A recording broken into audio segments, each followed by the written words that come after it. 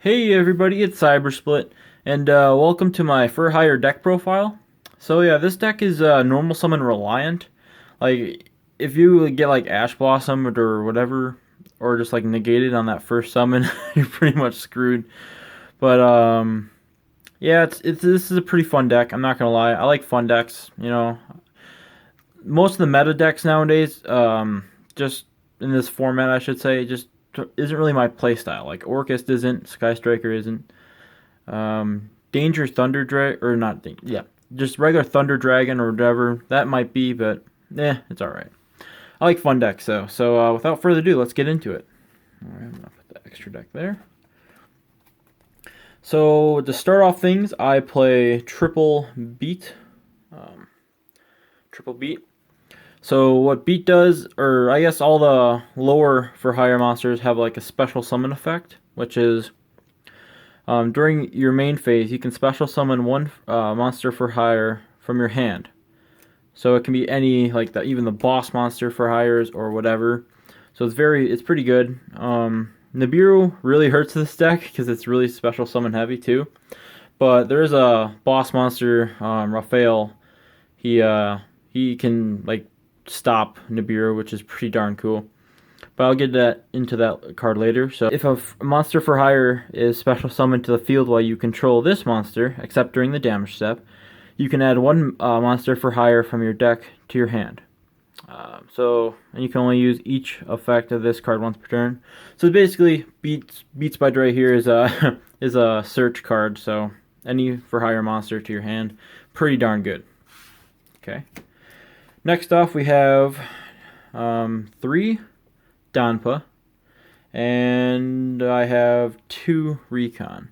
So these cards are similar. They're pretty darn good though. Donpa is during your main phase, you can special summon one monster for hire from your hand, except Donpa. And then if for hire monster is special summoned to your field while you control this monster, you can, or except during the damage step, geez Louise, you can target one face-up card on the field and destroy it, and then you can use each effect of this card once per turn. So it's pops a face-up card, pops a card, so it's really good. And then Recon is like the same thing, but it pops a set card. So I think face-up cards. Most people have like face-up monsters and whatever. They don't really have too many back row. I feel like, but I could be wrong. If maybe at your locals or something, they might have more of a back row decks, but then you can add just another Recon or whatever. So, all right. Next up, I have for our level 4s in the deck, we have Seal or 3 Seal and then 2 Bravo.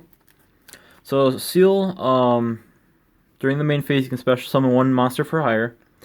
And then you can, if a monster for hire is special summoned to your field while you control this monster, except during the damage step, you can target one monster for hire in your graveyard, add it to your hand.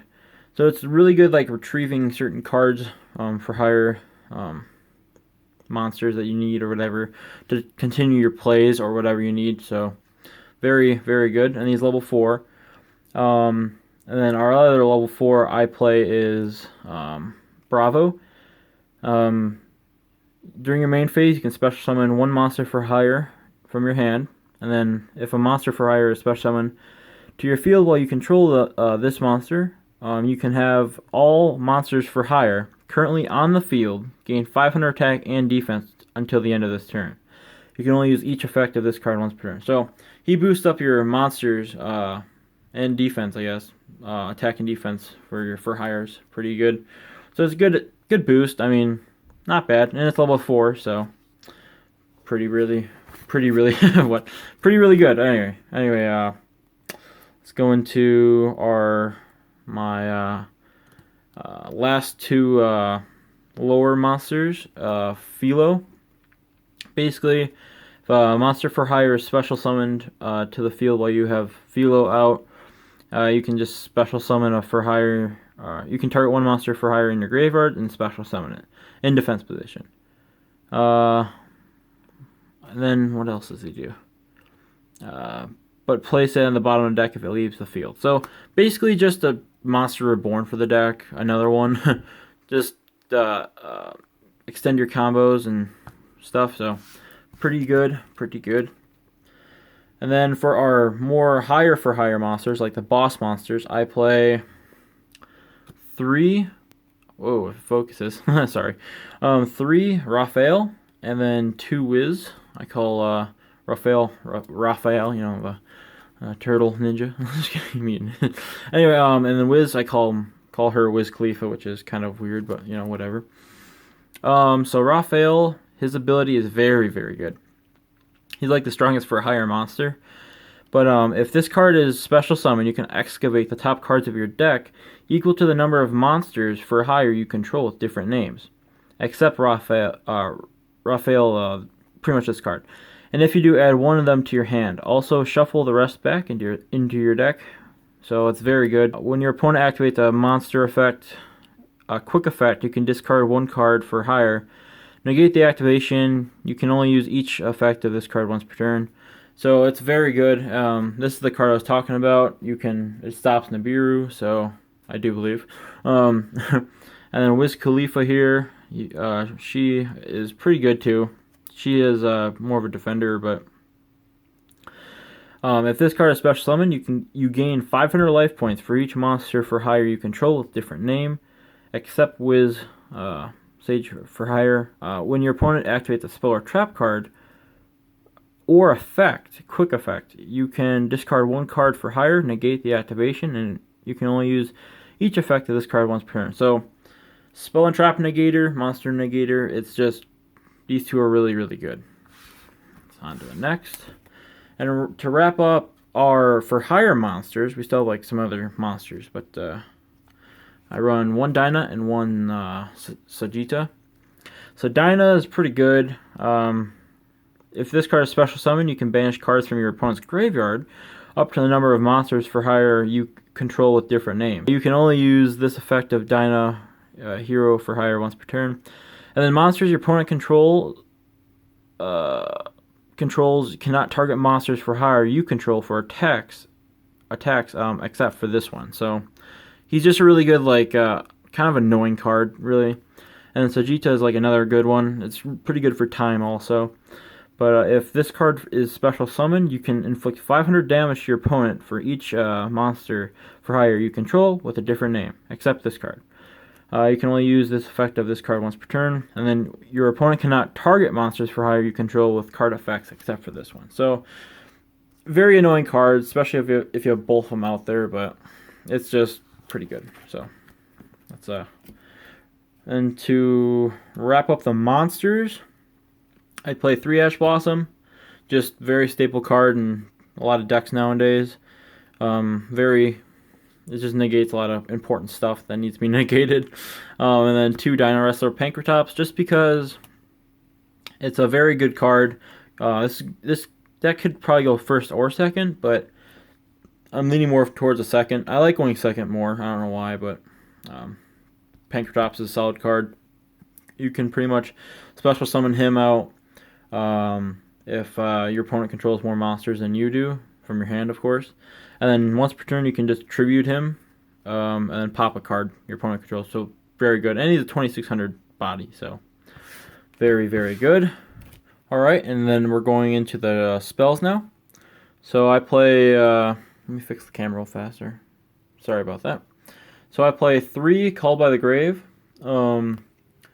Just because the deck's normal summon reliant, and then it's good for like stopping hand traps and stuff. I also play 3 Mind Control. Mind Control is really, really, really good, especially going second. Going first, not so much. But you can just steal a monster from them and then go into like Folgo or just go into Yugioh.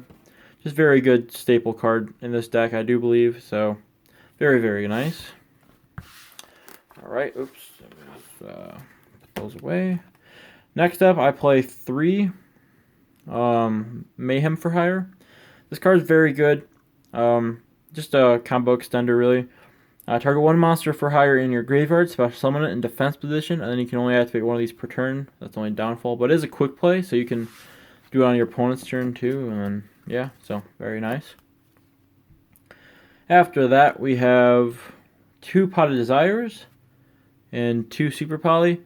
I still like Super Poly. I don't play it in decks and as 3 though. I usually just play 2, just because I don't want to brick on it, and it's pretty. It's a very good card. Don't get me wrong, but just helps clear boards, and then just very good solid card.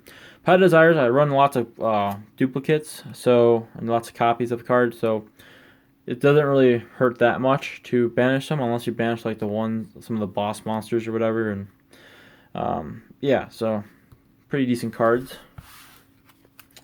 And then to round off our main deck, or my main deck, I play one Monster Reborn, one Rhoda, Reinforcement Army, and then one World Legacy Succession. Just because Rhoda, you can search the beat from your deck to your hand, and very good to start out with. So that's very nice. And then 2 combo extenders just for more plays and stuff. So very good there. And then that'll wrap up for the main deck. And then for my extra deck, I run 2 Folgo. Very, very good card. So his effect is, so to get him out, it's 3 monsters of different types. And then he cannot be used as a link material. If this card is link summoned, you can special summon 1 monster for hire with a different type from the 3 monsters used for the link summon. So pretty much a free special summon. And then from your deck and defense position. And then if card or cards your opponent controls is destroyed by battle or card effect, you can draw 1 card. And then this is really good. And then if you control 3 or more monsters for hire with different names, draw 2 additional cards. You can only use each effect of this card once per turn. So potentially you can get, if you destroy like a monster by battle or a set card or a spell or trap or whatever, you can just draw 3 if you have 3 monsters for hire with different names. That's insane. That's really cool. And then I run 1 Nightmare Cerberus and 1 Nightmare Phoenix. I would run Unicorn, but I don't have it, so it's all right. Going on to our next cards here. Lots of high links, but you can get them out because this is like a swarm deck. So 1 Yugioh Skuldred, 1 Borreload Boral Sword Dragon, sorry, 1 Borreload Dragon, and then 1 Unchained Abomination, I think it's called. So this card is actually pretty easy to get into. I mean, yeah, it's pretty good. You can just pop lots of cards. This card, you can just steal. These 2 cards are really good just because OTKs, and then Borreload is just good first turnish. This guy's more good second.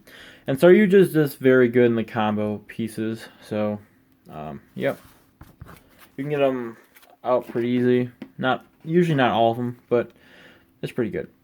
Next up, for the extra deck, I play miniature Utopia package. I'm not playing Utopia double, but I am playing just Utopia and then Utopia Lightning, so pretty good. I don't play Utopia double in this just because I don't want to banish the double or nothing from my deck with the Pot Desires, so it's interesting, but it's pretty good. And then I play 1 Abyss Dweller and 1 Tornado Dragon. Abyss Dweller just shuts down the graveyard for your opponent. It's really, really good. And Tornado Dragon just stops like pendulums and then just like lots of spells and traps, back rows and stuff like that. So pretty good. And then for the rounded off, Super Poly targets. You can play like any Super Poly targets, but these are the ones I have. I play 2 Starving Venom just because at my locals, I go against a lot of dark monsters or dark attribute monsters, so it's very good. And then Salamangreats or Cybers or whatever, so not too shabby. So yeah, that will round off my deck profile for the for hire deck. I hope everybody did enjoy. If you did enjoy, make sure to smash that like button and comment down below what are your thoughts on some of the card picks I chose. And then subscribe if you're new. So I'll catch everybody in the next video. See ya.